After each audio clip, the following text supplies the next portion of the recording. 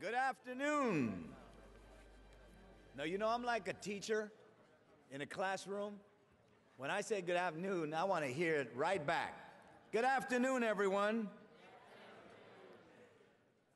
I just like this team, that's all it is. You know,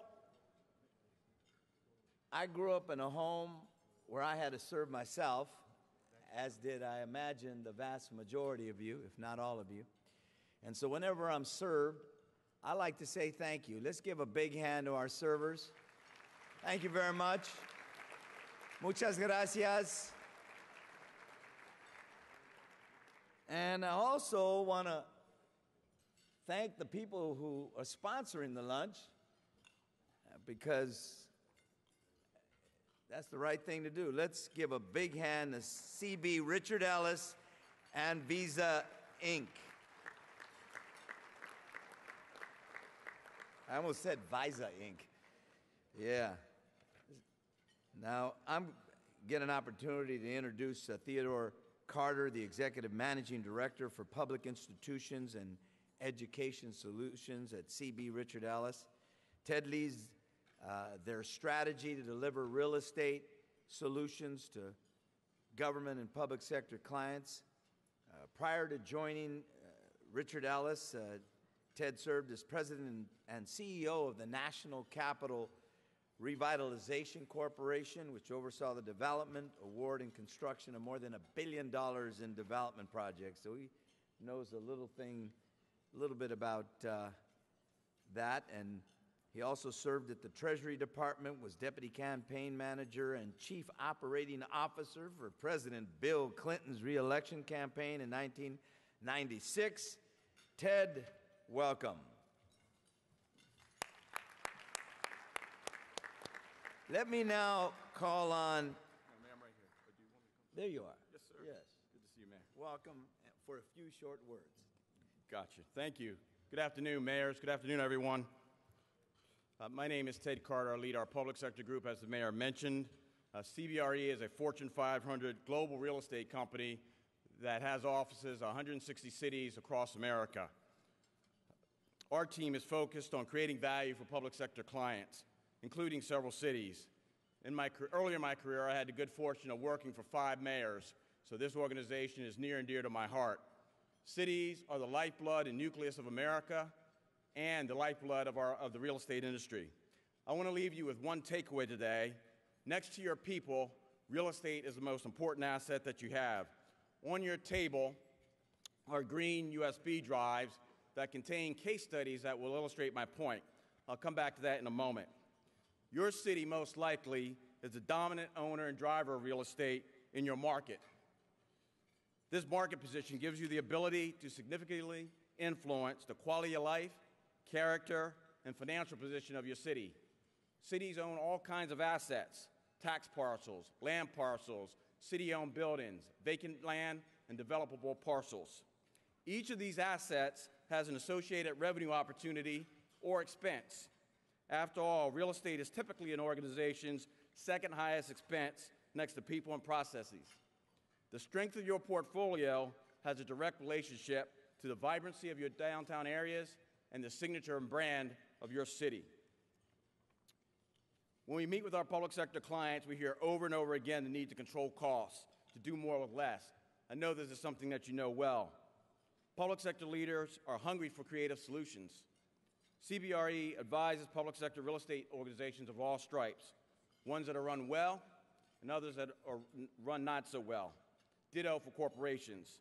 In these times, CEOs and mayors are looking to real estate to optimize, and they're looking for 4 things: to save money. We typically save clients 10 to 20% of real estate expenses. Given the current physical environment, that's real money. 2, leverage underutilized assets for higher economic value and tax revenue. 3, identify ways to dispose of surplus assets to generate revenue. And 4, I was just sharing with Mayor Smith, to create more efficient and productive workspaces for the workforce of the future. We're seeing space standards drop to 125 square feet per person. We've codified a couple of these case studies on these USB bracelets. Let me just talk about 3 before I end. For the city of New York, they've engaged us to handle real estate acquisition services and we were able to significantly achieve better lease rates as a result. For the Commonwealth of Virginia, we've saved them $65 million doing the same thing over a 7-year period. For the city of Reno, we've engaged in evaluation of their leased and owned assets. The city will benefit from the recommendations that we're making. City of Sacramento has engaged us to inventory and review valuation work on over 3,500 assets, including the monkey house at the zoo. Some of these assets have fallen off the city's radar. That's correct, Mayor. Lastly, my colleague Peter Larkin, who is sitting here, won with his partner, U.S. Conference of Mayors, Public-Private Partnership Award for the city of Tulsa several years ago. These best practices, again, on this USB drive, so I hope that you'll plug them in when you get home, but more importantly, one of you will win an iPod Touch. So if you are the winner, please contact Larry Jones or Judy Reed. As I end, leveraging your real estate portfolio can be a powerful catalytic asset for your city, creating value for your citizens, your employees, and your economy. It can also save you money. We've seen it happen. We've partnered with some of you to make it happen. Thank you for your time, and thank you for allowing us to partner with you today. Good job, man. Good job. You got me up here moving. I'm cold-blooded, huh? Yeah. Look it.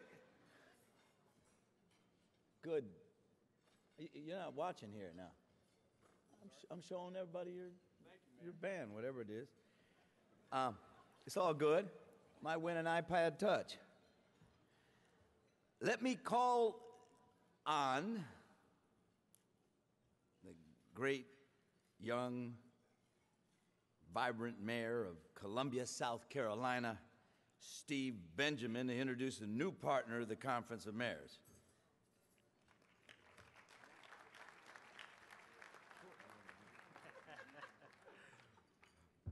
I was reminded recently of the importance of brevity when speaking in public. Like many of you, I spent a good bit, maybe a disproportionate amount of my time in public schools. I asked a 5th grader to write 4 lines on Julius Caesar. He wrote that Julius Caesar was a general. Julius Caesar lived a long time ago. Julius Caesar gave long speeches. They killed him. I won't speak long. Over the past 2 years, our city has embarked upon, I think, a momentous time of energy and excitement in our city. We have a lot to be proud of, but only a few of our initiatives currently underway have the potential of having the long-term potential for sustained and mutual benefit as our partnership with our hometown jewel, Colonial Life.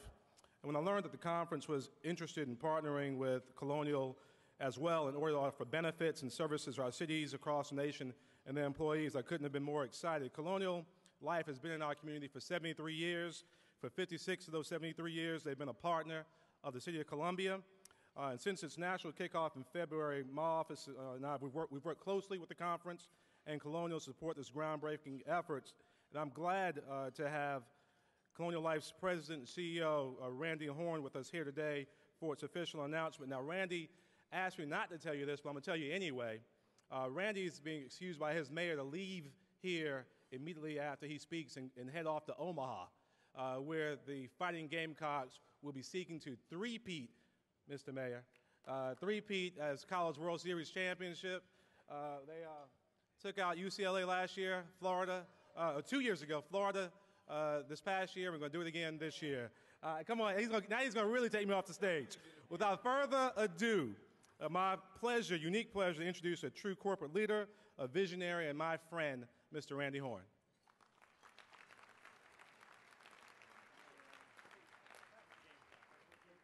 Well, good afternoon, everyone. You had a very full agenda the last few days, so I thank you for this very valuable time today. Mayor Benjamin, thank you for that wonderful introduction and the great job you do leading our home city of Columbia, South Carolina. Mayor Villaraigosa, thank you for your leadership at this conference. Well, earlier this year, the Conference of Mayors and Colonial Life announced a new partnership to help cities control their employee benefit costs, improve communication about those benefits, and help city employees select the benefits they need to protect themselves and their families. This program has the potential to save cities nationwide a collective $1 billion, and that's a lot of money in any economic environment. Mayors know better than anyone that rapidly rising health care and overall insurance costs make managing financially sustainable benefits programs a real challenge. Yet we understand being able to offer your employees a strong benefits program and educate them about their benefits is very important to all of you. This partnership brings together mayors and other key leaders with specially trained Colonial Life benefits counselors. Working together, we can implement a cost containment benefits program that combines value-added services and supplemental insurance benefits. The program focuses on effective cost-saving strategies while preserving the value of your employees' benefits.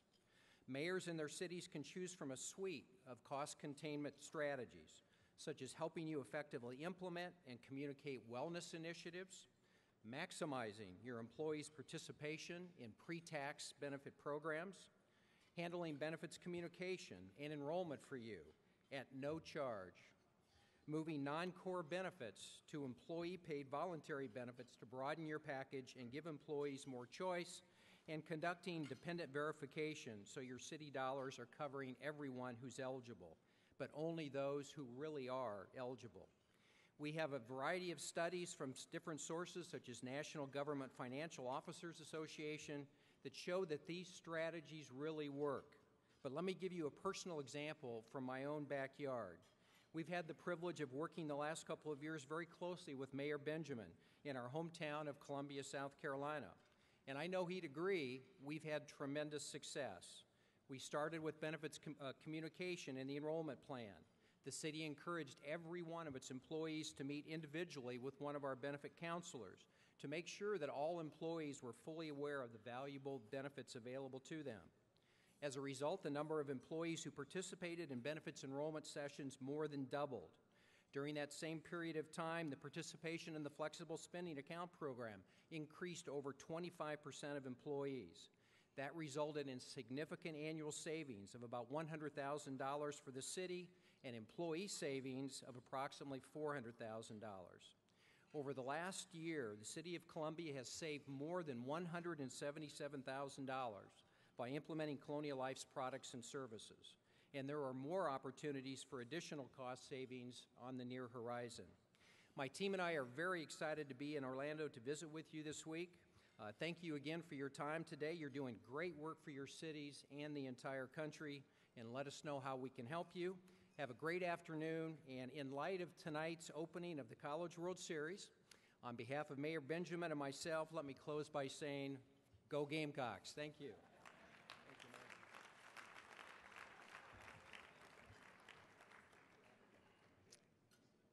I actually love the Gamecocks. I do. Yeah, we do. In the SEC, anyway. Now, before we hear from our featured speaker, one of our favorite people asked to say a few words. And in February, President Obama announced that David Agnew would be the new director of Intergovernmental Affairs. And he served as deputy director and was the primary liaison with mayors and local officials since the start of the administration. And he comes from great lineage, having come from Joe Riley's shop. As someone who knows our cities, help me in welcoming for very short remarks,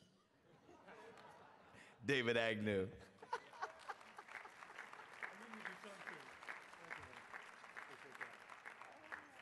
Good afternoon. Thank you for that, Mayor Villaraigosa. On behalf of President Obama, I want to thank Mayor Villaraigosa, first of all, for his leadership of America's mayors over the past year.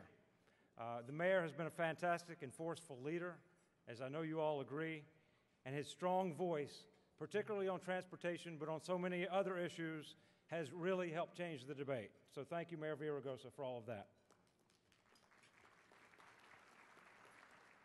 I want to congratulate Mayor Nutter on his, in absentia, on his upcoming presidency. Very much look forward to our future work with Mayor Nutter, and I know he's going to have a great year as head of USCM. And of course, also in absentia, I want to thank my mentor and my friend and one of the greatest mayors of all time, Mayor Joe Riley from Charleston, South Carolina,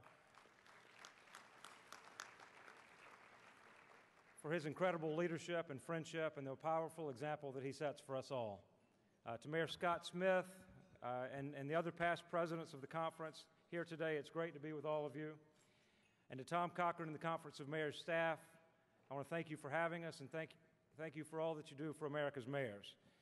I asked for a few minutes of time this afternoon because I want to say thank you to every mayor here. Thank you for the partnership, and thank you for fighting for America's cities every single day. For the past 3.5 years, it's been my great honor and privilege to serve as President Obama's liaison to all of you. And along with the time I spent at City Hall in Charleston, South Carolina, learning from Joe Riley, this job has been a highlight of my professional life. Working hard together, we've forged a strong and productive bond between this White House and America's mayors. I've been there with all of you, and I've seen that bond firsthand. I've been there when you as mayors sat down with President Obama to tell him directly how the recession was affecting people's lives in your cities, but also sharing with him the amazing stories of hope and aspiration that you all hear every day. I've been there when over 100 of you were on the phone with Vice President Biden for honest conversations about the implementation of the Recovery Act. And wasn't the Vice President fantastic this morning?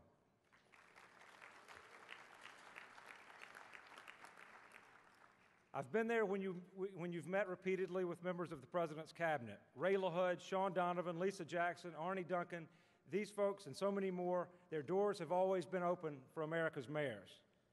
And I've been there when hundreds of you, either by yourselves or in small groups or sometimes in large mobs, have come to the White House to meet with every senior member of this administration. So when I say we've forged a strong partnership, I really mean it, and we can point to these examples as evidence of that. But more importantly, we can also point to the real results that have come from this partnership. We can point to the successful implementation of the Recovery Act, which created millions of jobs in your cities and laid a foundation for future economic growth. We can point to Tiger grants, which are paving the way for more transportation funding to go directly from the federal government to America's cities and metros. We can point to streetcar projects now underway in cities from Cincinnati to Atlanta to Boise. We can point to a sustainability initiative that's bringing HUD and DOT and EPA together for the first time to work collaboratively with you. We can point to CDBG, which this president expanded in the Recovery Act and protected against drastic cuts that have been proposed by others. And the list could go on. So I ask you, please don't let anyone forget that at a time when your citizens were hurting and your budgets were under fire, this president stood up and fought for you and fought for investments in America's cities. And of course, the fight goes on. President Obama continues this fight, and together we have so much more to get done. 3 months ago, President Obama asked me to take on a new role as Director of the Office of Intergovernmental Affairs at the White House. As I searched for my replacement to be your liaison, I wanted to make sure that I found someone with a passion for cities and a deep belief in the importance of mayors, someone who knew that some of the most innovative and important leadership in America is occurring in your city halls. And I'm pleased to let you all know that I found the right person, and I'm happy to introduce you all to Jay Williams, here in the front row. Last page. Many of you already know Jay, who most recently headed up the Auto Recovery Office at the Department of Labor. Prior to that, Jay was the mayor of Youngstown, Ohio, and I know Mayor Coleman and Mayor Mallory and Mayor Plusquellic will tell you he did a great job in Youngstown. I'm very pleased that Jay will be working closely with all of you, and Jay and I both look forward to making sure that America's mayors and President Obama keep moving this country forward together. Thank you all very much.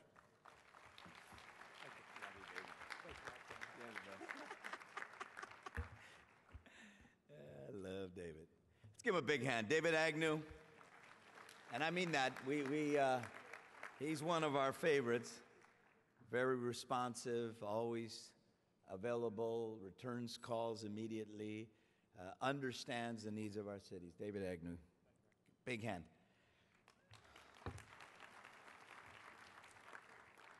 You know, our next speaker is someone who's actually been here a couple of times now, and I'm very pleased to introduce him. He's a friend of mine, and I like to define friendship by those who will call me when I don't have a big job anymore. So I say that endearingly. He specializes in message creation and management. He's not only a good friend, he's one of the smartest people I know. He's been extremely helpful to our Conference of Mayors leadership. He charges a lot for what he does, but he doesn't charge us, and we appreciate that. You know, our budgets are low, as we all know. He's worked hard to help us push forward a bipartisan infrastructure and investment agenda. And more than almost anyone else I know, Frank knows that words matter. He was well received in our leadership sessions that I asked him to speak to all of us at our annual meeting.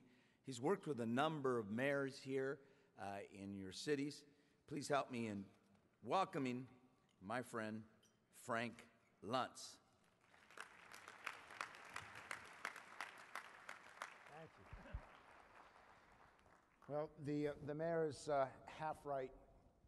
I send him a bill and he doesn't pay it, so. I'll wait till you disappear, and then I got some stuff to show them about you. What I'd like to do, and I thought the Vice President gave a remarkable speech today. I thought it was very powerful, and what I would like to,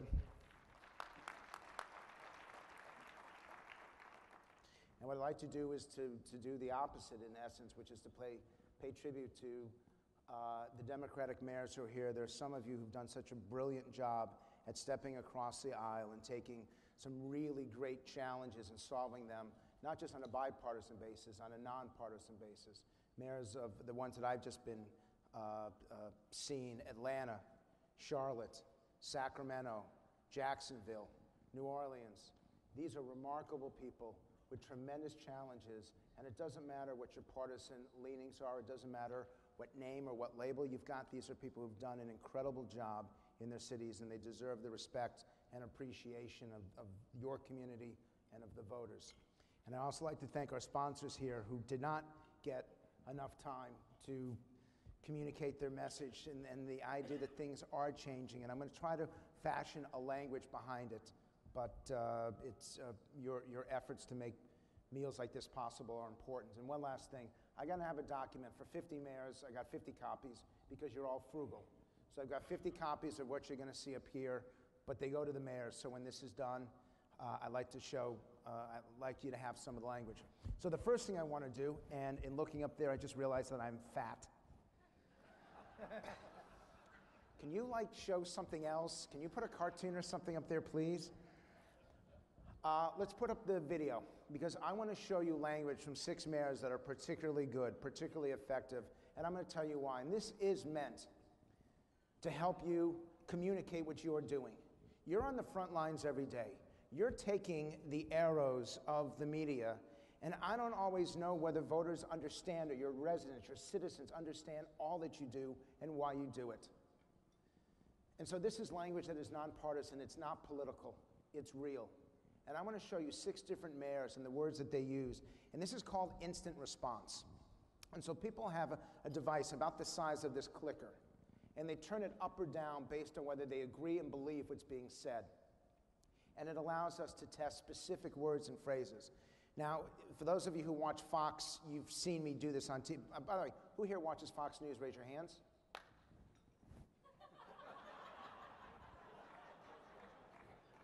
General. Who watches CNN? Still? Who watches MSNBC?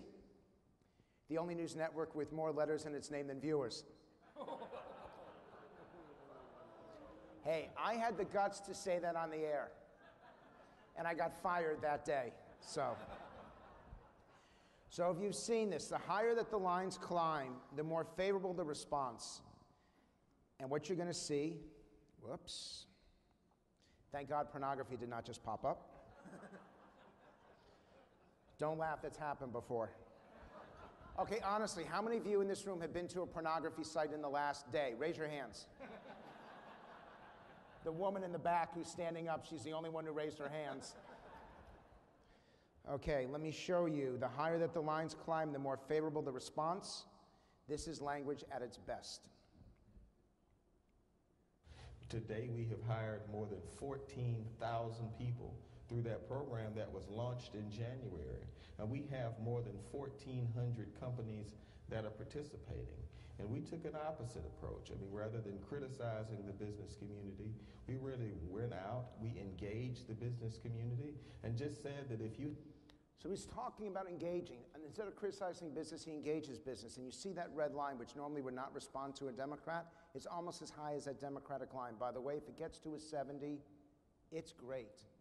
15% of all language hits a 70, and he continues. Have the capacity to hire an individual, or if you're thinking about making that decision, make it right now. And when you see the letters that I get from CEOs across the region, the letters that I get from individuals who did not have a job, who have a job now because a business made the decision to hire, I know we've made a difference in the lives of those 14,000 people. Brilliant. Is the mayor of Atlanta here now? He's right there. Brilliant. And I'm going to embarrass him. Stand up for 1 second. I can't believe I actually got him up. This means I will never see a Braves game again. Mayor, what's your job approval rating?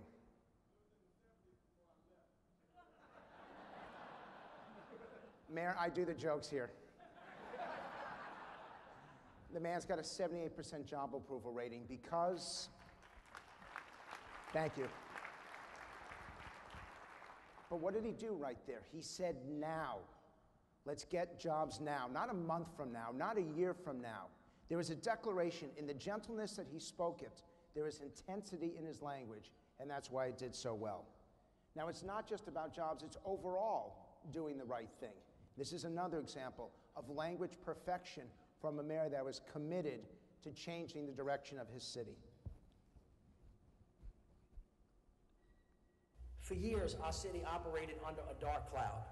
Our procurement process was in disarray, and too often local women and minority-owned businesses were shut out. So we reformed the procurement process too. With the stroke of a pen, we leveled the playing field and stamped out corruption and cronyism, started moving city contracting in the right direction, awarding contracts based on what you know, not who you know. I have lost friendships over this, but it was the right thing to do. Thank you. Is the mayor of New Orleans here? He just left. To hell with the mayor from New Orleans.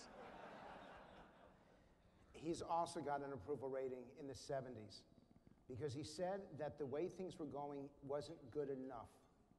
Those mayors, those city leaders in this room who have rejected partisanship as usual, who have rejected the status quo as usual, who have said, enough is enough, we're going to do it differently, and then you communicate that. Those are the mayors that the public is at least beginning to have some faith in the electoral process. You all know that in Washington, D.C., Congress has a 9% approval rating. How many of you in this room approve of the job Congress is doing? Not even the wait staff approves of Congress. I haven't met anyone, any of the 9%. By the way, Gaddafi had a 14% job approval rating. And that was among the people who killed him.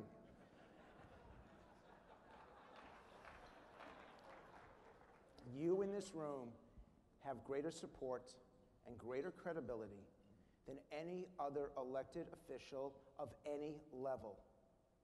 But that also means you have greater responsibility.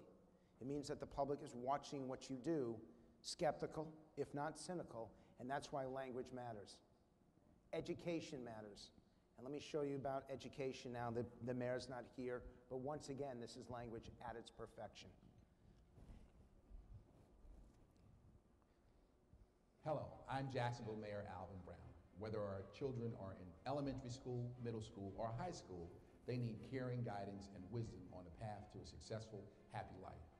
Each and every one of us.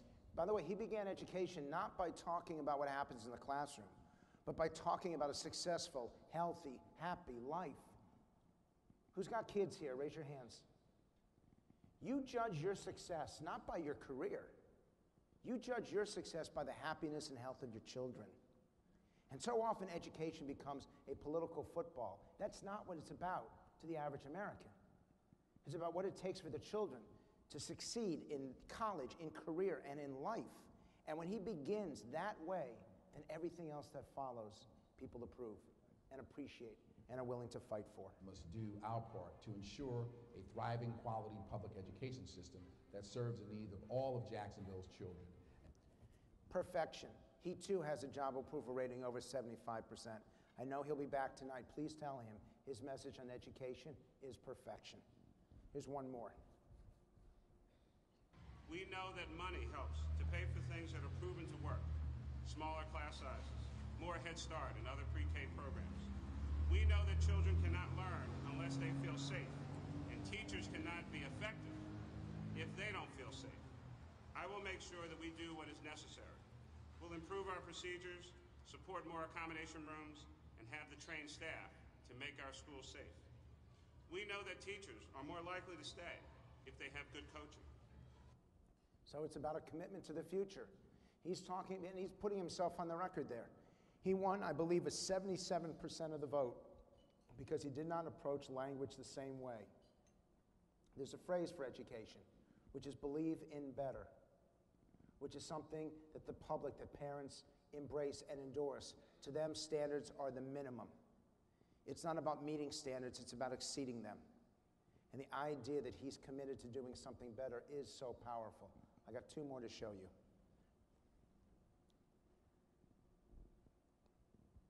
I think one of the unfortunate things about being involved in any level of government is that we tend to, publicly at least, talk about and celebrate the big guys. Those are the ones that bring newspapers out, that bring the cameras out when we have a nice little announcement, when we have a ribbon cutting, when we have those kind of events that make a splash. The reality is, in any community, and especially in the four communities we're talking about here, small and medium-sized business are our bread and butter. Without you, we have no economic health. Do you see this? And I apologize for interrupting it. But there's a segment of business that is forgotten, that the public understands and appreciates, and most importantly, respects. And I wanted to pay tribute to those who sponsored this dinner, but I don't want you to forget in your day-to-day life the role of small and medium-sized businesses, because your citizens don't forget it and they respect it. Without you, we have no economic growth. And without you, we really are not a community. That is so powerful. And Mayor, I just want to say you are much thinner in person than you are on television. Look, I'm the same way. I got into all this trouble because they said of Chris Christie, wherever Governor Christie goes, he brings people to their feet, which is ironic because he hasn't seen his own feet in 6 years.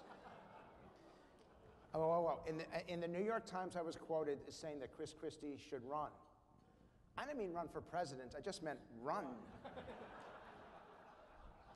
One more, and I'm sorry that the mayor and the head of your organization is not here. But this is such a perfect way to bookend the language that works, because he differentiates what you have to do every day with what Washington fails to do every day, and this is perfection. People are people, and I think the vast majority of the American people are looking for people who can work together to come up with the solutions to the problems that we face. And unfortunately, what you see a lot, particularly here in Washington, but also in our state capitals, is too much in the way of partisanship, putting party before country, too much in the way of vitriol, and not enough in the way of job creation and solutions. Off the charts. And that's why you all are succeeding and why Washington is failing. So please tell the mayor how good he did and what an effective communicator he is. And what I'd now like to do is, I'm going to come down here because I hate being up there. That's evil, by the way. Standing behind a podium, it puts you above people. Notice that most of the clips that did well, where are my mayors here? Raise your hands. If you do another speech from behind a podium, you deserve a 30% approval rating. You shouldn't be back there with them. And by the way, I was watching how the mayor of Mesa was eating. You don't want to be back there with them.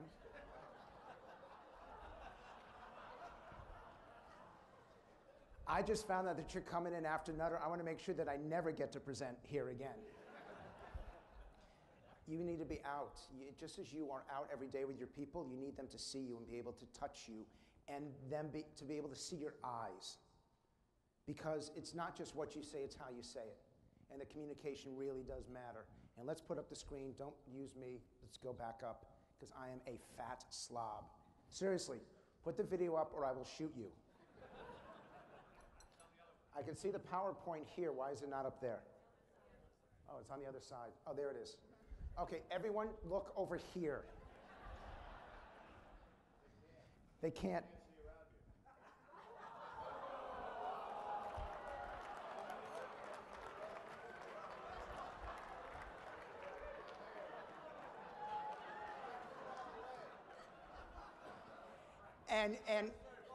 And your unemployment rate is?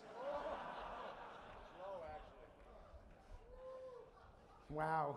I don't get this crap in Washington. By the way, Washington's the only city in America where you can drive 25 miles in any direction, and thanks to Congress, you never leave the scene of a crime. Be personal, not ideological. It's not about left or right when you're a mayor. And if they cannot understand, if you're not focused on results and solutions, then they will not applaud you, they will not understand you, they will not appreciate you, and you will not have your job for long. I will tell you that voters do not tolerate partisan politics from mayors. I'm shocked at how many of them are actually smart enough to stay out of the presidential election, regardless of whether they're Republican or Democrat, because they know that voters expect them to do their jobs and not a political job. And that is the single best way to connect to people.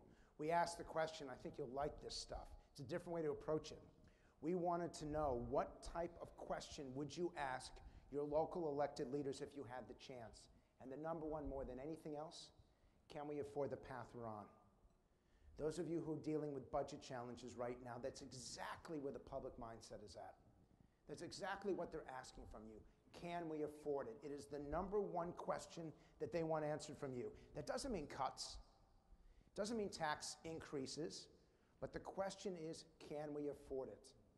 And if you don't answer that question, you're not answering the question that matters most to them. And then the other one, will we be great again? Because they are so depressed about where they stand. You've heard me do this with you before. I'm going to do it one more time, since this will be the last time I get to come here. How many of you, honestly, are better off, overall, would say you're better off than your parents were when they were your age? If you're better off than your parents, raise your hands. Look at it. Don't put your hands down yet. Look at how many hands are up. Now put them down. Now tell me the truth.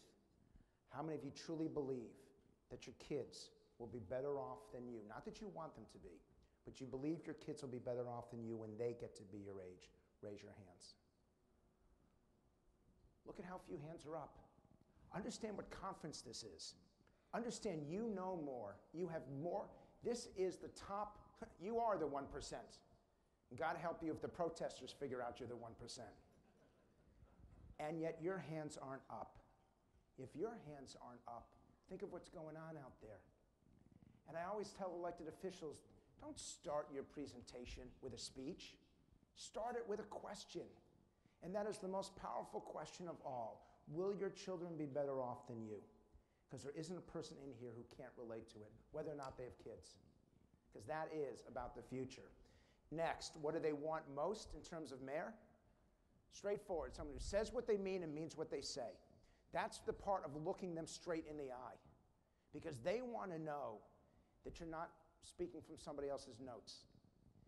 That someone else didn't write it for you, that these are the things you truly believe. And you really are the most compassionate city. I was watching, I've actually been to your city before, and I had cab drivers who yelled at me. So they need a message from you.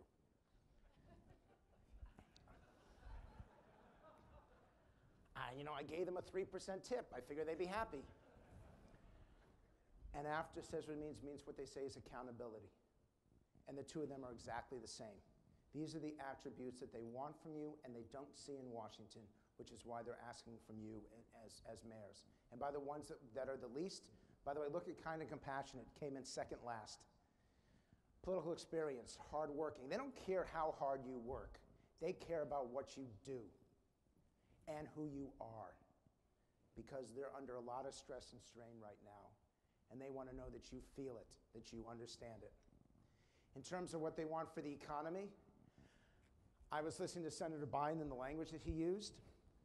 There's one phrase. It's a healthy economy. Economic growth is a statistic. Economic security is a false promise. And economic opportunity, they've heard it again and again, and they don't see it. To them, a healthy economy is long-term. A healthy economy, healthy schools, healthy neighborhoods. In fact, for you in this room, add the word healthy to what you're trying to do, and you are connecting to them. And I say this to Republicans all the time. It's not about health care. Healthy is about a way of life, and healthy is what we aspire to. A healthy neighborhood, a healthy city, says a city that's prosperous and a city where people are happy. Another example for you. Rather than better business climate, that's economics. Healthier economy is about individuals. And by the way, open for business. You want to communicate that jobs are coming back to your city? Those three words, open for business, is the number one way to show, to illustrate that things are headed in the right direction. In terms of what people want, again, free enterprise. You know, most of you here support free enterprise. Here's the problem. Free enterprise is economic. Free enterprise is MIT. Economic freedom is Main Street.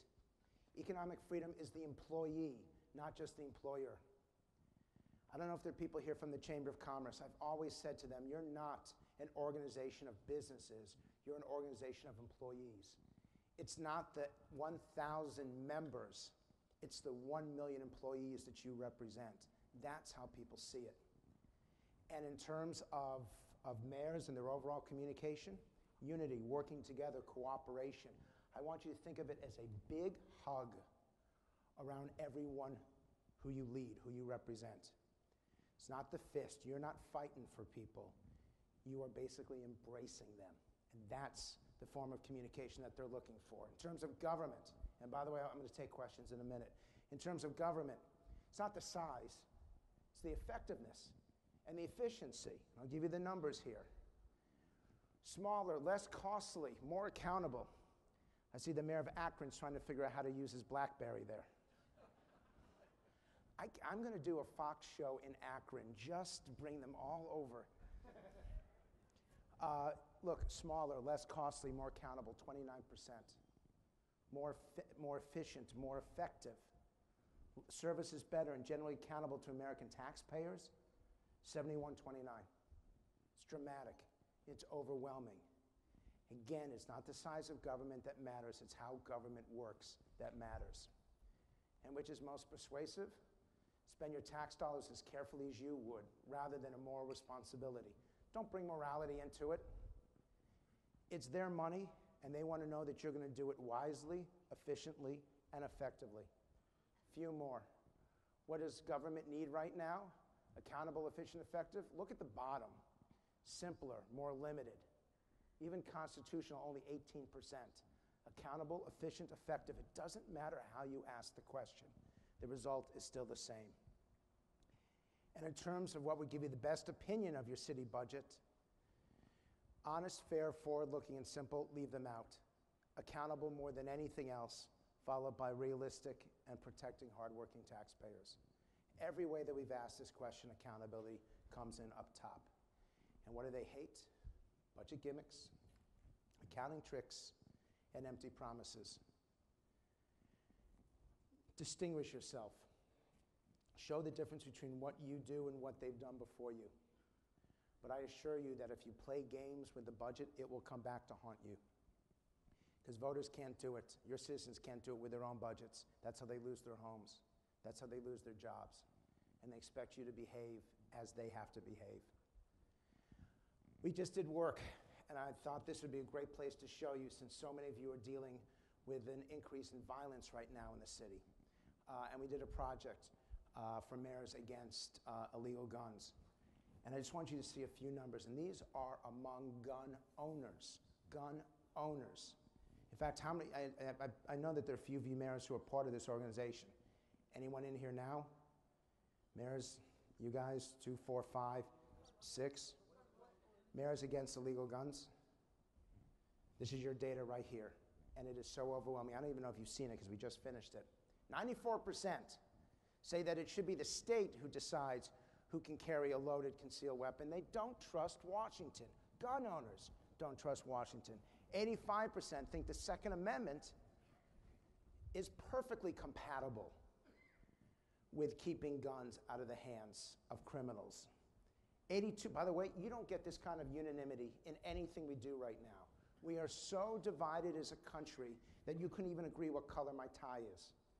And yet this is virtually unanimous. 2 other examples. 82% want a criminal background check for purchasing a gun. 80% believe that concealed carry permits should only be granted to those who've completed gun safety training. See, to gun owners, this is common sense.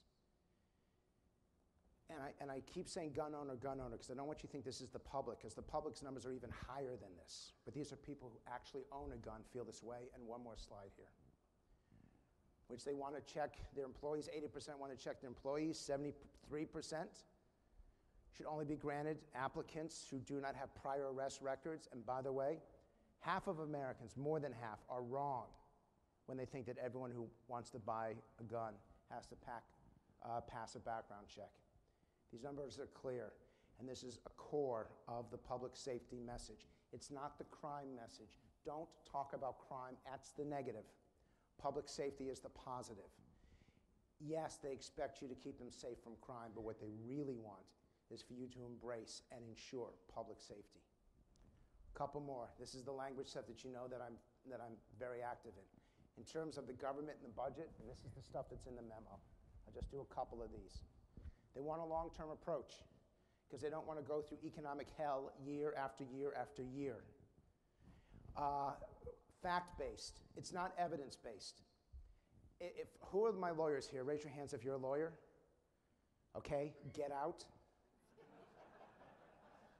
No, really, get out. I give Dick Cheney credit. Cheney, he could have shot the dog. He could have shot the truck. He shot the lawyer. And he got the lawyer to apologize for being shot. Evidence is on both sides of a trial. There's evidence on your side, evidence on the other side. Facts are facts. You take a fact-based approach. That's what the public will respect. You deserve mayors that go and explain to their populations. You deserve police and fire that arrive when needed. You deserve a health system that's there when you need to use it.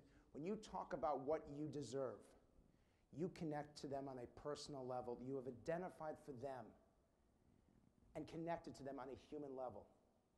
And so few mayors do that. It's almost like a declaration of rights. Making the difficult decisions because everyone knows how tough it is out there. They want to know that you're prepared to make the difficult decisions and not push them down the road. The one on the bottom, let's get to work, let's get the job done, because they want a call to action. Every one of you, who here does a State of the City speech, raise your hands. Please give them a call to action at the end.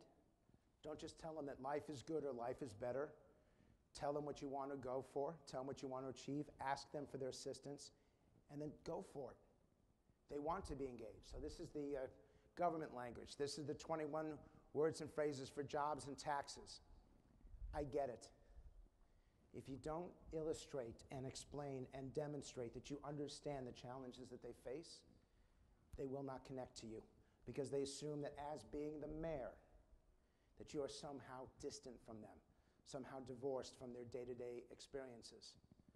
I'll give you an example of personalization, and it's in tax policy. And I know that most of you don't support this, but this is how you would do it. When you wake up in the morning and drink your first cup of coffee, you pay a sales tax. You go out to your garage, you pay an automobile tax. As you drive to work, you pay a gas tax. At work, you pay an income tax. You turn on the light, you pay an electricity tax. You flush the toilet, you pay a water tax. You flew here from, what city you from? From where's that? You flew, oh God, I picked the one guy from Florida. You flew here from Los Angeles, perfect. You flew from LA, you paid a hotel occupancy tax. You use your cell phone, you pay a cell phone tax. Get home, you pay a property tax. Turn on your TV, you pay a cable tax. Even when you die, you pay a death tax. You're taxed from the moment you wake up in the morning until the moment you go to sleep at night. You're taxed from your cradle to your grave. Hardworking Americans deserve a break, and I'm going to give it to them. That's personalizing tax policy. That's what they want in what you do, because they know that it affects them in every day, in every way. How do you personalize what you do? In education, in jobs, in transportation. By the way, I heard Biden keep talking about infrastructure. Someone needs to tell the vice president that infrastructure is the worst way to talk about it, because infrastructure is a bureaucratic term. Who here has to commute more than 30 minutes to get to work each morning? Raise your hands. For you, it's not infrastructure. For you, it's quality of life. You're leaving your kids behind, and you don't get a chance to hang with them as long. You don't get to spend as much time with your spouse. That's what infrastructure is about. It's about time and money and choices and hassles and worries. Because those are the things that the public cares about, not infrastructure. And if you don't personalize it that way, more time, more choices, no worries, less hassles. If you don't personalize infrastructure that way, you won't get the money that is needed. So this is the language for economics. This is the language for education. And I'm not doing too much of these because I want to do 2 questions, and then I got to get you guys back on schedule. A couple things up here. Raising the bar. Raising the bar because parents don't want the status quo, and they don't want to settle for mediocrity, and they're begging for someone who says, do it more and do it better. And raising the bar is the best way to communicate that what we are achieving today isn't good enough. Another example, exceeding expectations. This whole argument over standards misses the point that for parents, they are begging the teachers in the schools to inspire and aspire so that their kids will reach their potential. And anything linguistically and policy-wise that raises that connection, that aspiration, is going to be a positive. Measurable success. You can't talk about success. You have to add the word measurable. 3 words for those of you taking notes. Write them down. Real, genuine, authentic. Why? Because people like me have messed with the language. And unless you add those 3 words to so much of what you say, it won't mean anything to them. When you talk about results, you're a politician.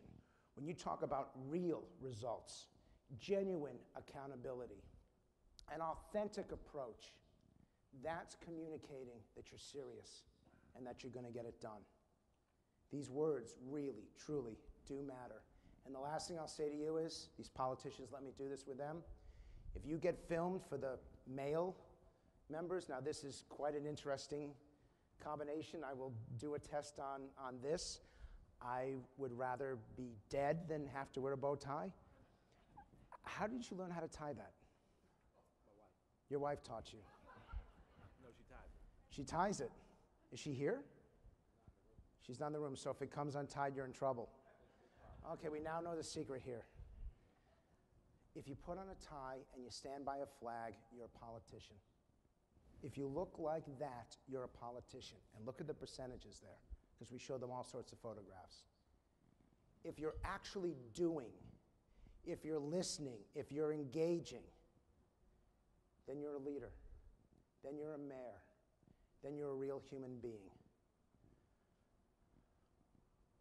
And if you're outside, or people are talking to you, then they're connecting to you.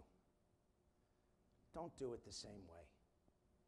You know no one's going to trust Washington. These senators and congressmen don't get it. The battle between the White House and Congress, they don't get it. You have to. This is what you do. And if you don't, here's the example, by the way. He's in the field. He's talking to a couple, 52-45. You put a close-up, you put him in the banister, he's at 5%. This stuff really does matter. It's not what you say, it's what people hear. And for all that you've accomplished, for the incredible record that you all have up there, and for the mayors that I've had the privilege of getting to know, Give them the language that is worthy of your accomplishments. Give them the words that inspire the people you represent to demand more. And you will have a great, great experience in your life, and you will do so much good for so many people. So thank you very much. Any questions?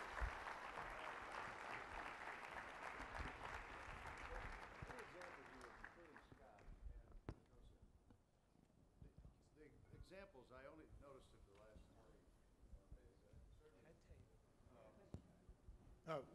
Don's asking a question. And then we'll go back there, yeah. It's interesting. Scott is a Republican, Democrats. Do you guys have a way to turn on the microphone up front? There it's on. There you go.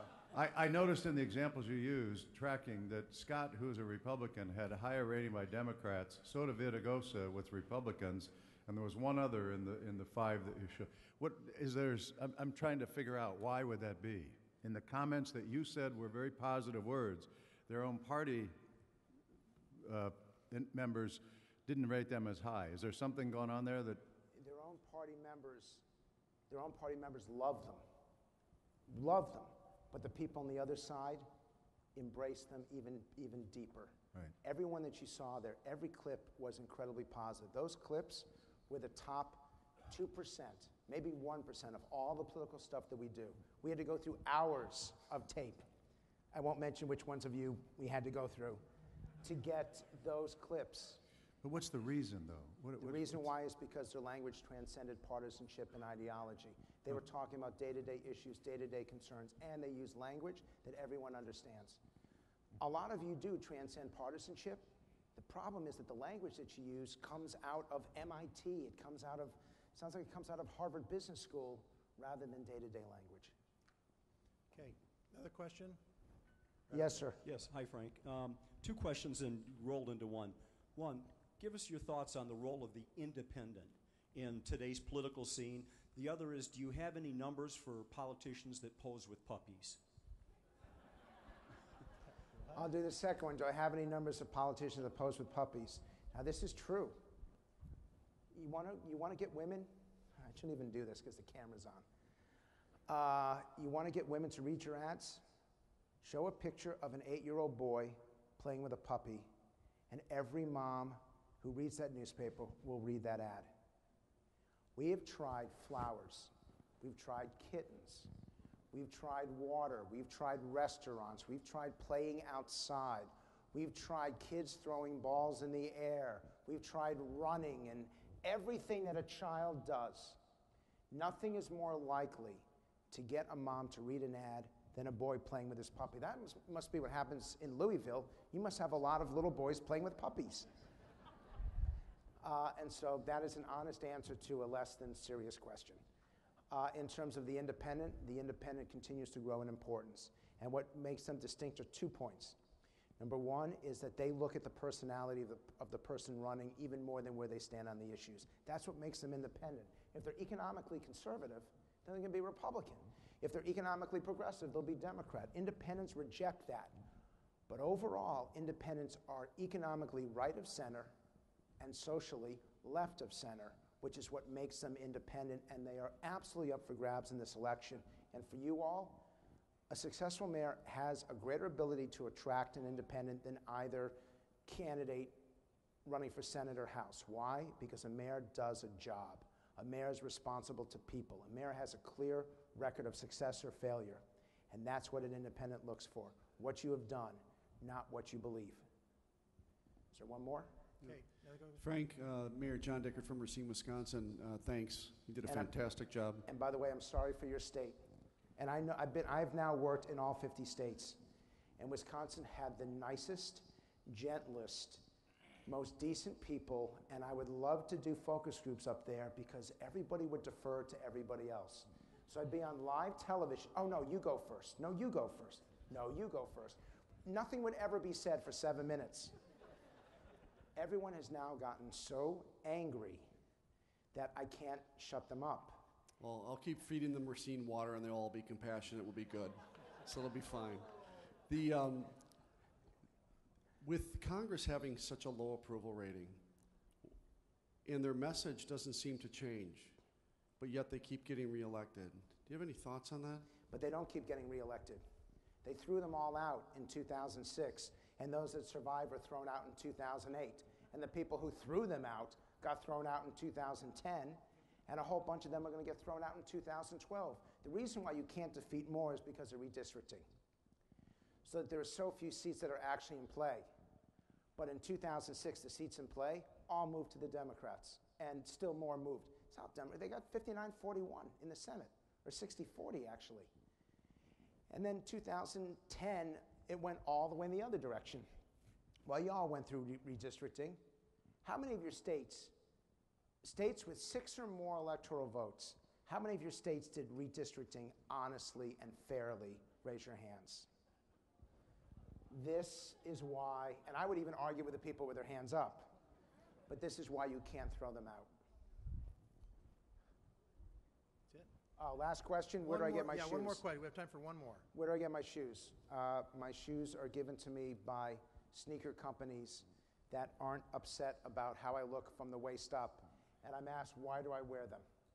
And I say this to a great basketball player. Because people come up to me and they did to me what I did to you, which is they point at me and they point at my belly and they say, wow, you've gained a lot of, hey, great shoes. Thank you all very much.